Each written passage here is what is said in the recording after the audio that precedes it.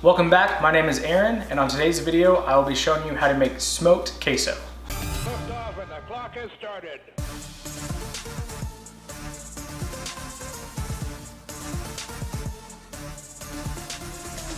Today, I'm not going to be making an ordinary queso where you just take a block of Velveeta and a couple of cans of Rotel and you throw it in a crock pot and let it warm and melt. Today, on Char BBQ, I will be showing you how I make smoked queso at home with fresh ingredients and with a mixture of meat as well. So these are the ingredients that you will need to make the smoked queso. So first, you still have to have Velveeta for this recipe. You can't really make queso without any type of Velveeta. However, we're also gonna be adding some Pepperjack cheese, 8 ounces of that. I have 2 Texas tomatoes. I have 1 Anaheim pepper, 2 jalapenos, 2 Serrano peppers, 1 sweet onion. I have a beef chorizo, and then I also have about a pound of 80/20 ground beef. For the first part of this recipe, you're actually gonna cook your meat first. So what I have is the pound of ground beef, your beef chorizo. We're gonna cook that in a cast iron skillet. We're gonna season it with some Mexicano from Cattleman's Grill and some Dia de la Fajita from Meat Church. All right, so you wanna take a pan and you wanna go ahead and get it preheated. I have it about on medium heat right now. And you're gonna take your chorizo, you're gonna go ahead and put it in the pan here. All right, so once you have your chorizo in the pan, just go ahead and kind of mash it up. And there's nothing crazy special or technical about doing this. We're just gonna be cooking the chorizo first, and then we will cook the ground beef. Okay, so we've dumped our chorizo out, and I'm gonna go ahead and put the ground beef in here. I'm gonna just crumble the ground beef up. We still have some residual of the fat from the chorizo and the grease. It'll just give us some more flavor. I mean, we're all gonna mix it up later on in the queso anyway, so it doesn't really matter. We will drain this hamburger meat, and I'm gonna show you the trick to seasoning taco meat. All right, so the ground beef is nice and brown. I'm gonna go ahead and get all this fat drained out next. All right, so my trick to make sure that your seasoning sticks to the meat but isn't so clumpy and dry is to pour a little bit of water once you've drained it. So the majority of the seasoning that we're going to be putting in the ground beef is going to be the Cattleman's Grill Mexicano.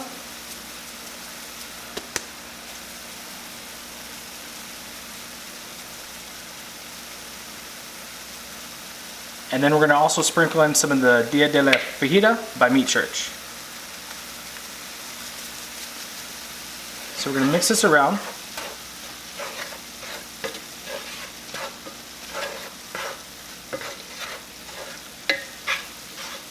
You can see that the water that was put in there is helping absorb all those seasonings, and when you let it cook on a lower heat for a little bit longer, all those flavors will actually blend in with the meat itself,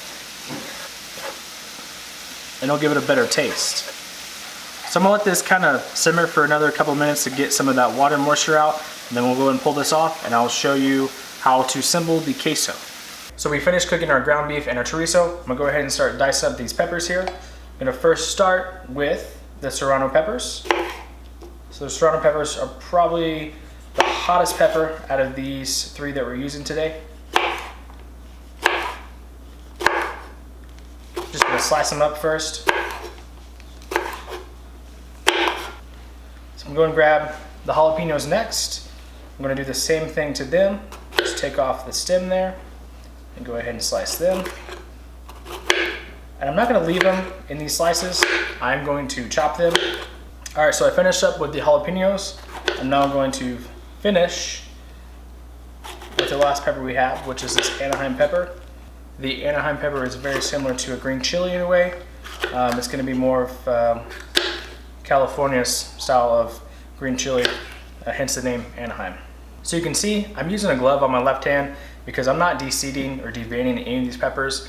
I want to make sure it brings some spice to the queso, but we are using a lot of cheese in there, and then we will also probably add some dairy, some milk or something in there to kind of lighten it up. So you want it to be spicy, but at the same point, I didn't want it to be just cheese only. I like a little spice in my food. So let's go ahead and we'll go ahead and start dicing some of these bigger peppers up. All right, so I finally finished chopping up all of the peppers here. I now am going to just dice up the tomatoes and the onions. All right, so I'm gonna go ahead and slice up this Velveeta. And then as you can see to my right, I already have a lasagna pan filled with the cooked ground beef, the chorizo, the pepper mixture, tomatoes, and onions.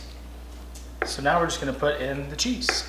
I also have some Pepperjack cheese, 8 ounces of that. All right, so I'm also gonna go another step further. And we have some Cotija cheese that I'm going to sprinkle in the middle here as well. All right, so this is the final product of what your pan of queso will look like before you actually throw it on the smoker. Now, while I've been getting all this prepared, I already have the Yoder YS640S pellet grill preheating to 225 degrees. It is ready to go. So what we're gonna do is throw this on. It's probably gonna take about 2.5 hours. So the smoker's running right at about 225. We'll go ahead and open up the lid here. And I have the top rack pulled out. I'm just gonna run this right in the middle here on this rack. And we'll go ahead and close it up. All right, so it's been about 2 hours. Let's go ahead and check on the queso. So this is what it looks like. As you can see, the cheese is melting. You see some smoke flavor going on. Just go ahead and mix everything. And I know we're probably going to need to add some milk. So this is the consistency after just mixing everything up. I'm going to add about a cup of milk to this to thin it out a little bit. Mix this up.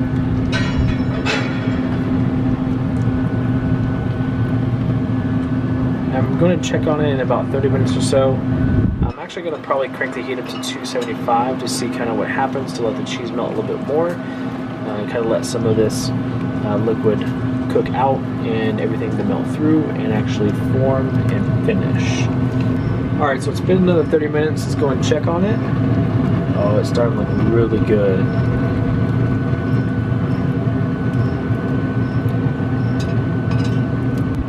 I'm gonna go ahead and call this good because once it cools down, it'll thicken up. We're about to go taste it inside. The queso is done and I am so excited. Do you see this right here? Look at this queso. Man, put this on some nachos, put this in some tacos, put this on some eggs, some breakfast tacos, that'd be delicious. Now it is time to try it. Take this chip, we're just gonna dig right in. Get a nice heaping of queso right there.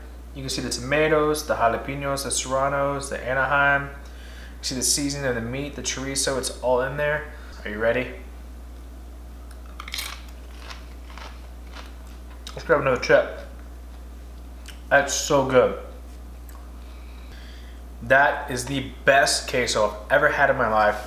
Not even lying. Not even say that just because I made it. I love the smokiness of the queso. You can taste the chorizo and the meat in there. It has that saltiness of the chorizo. The cheeses melded together. It's just nice and creamy. And then the peppers, man, those peppers have a great flavor to that queso. Usually queso is nice and just kind of cheesy, right? I love this queso. I love spicy food. This has a little kick, but it mellows out after it hits your tongue. This is the best smoked queso you will ever try. So this was smoked queso. I really hope you enjoyed this video. Please, if you have any other suggestions, please feel free to comment them down below. Also, do not forget to like and subscribe, and thanks for watching.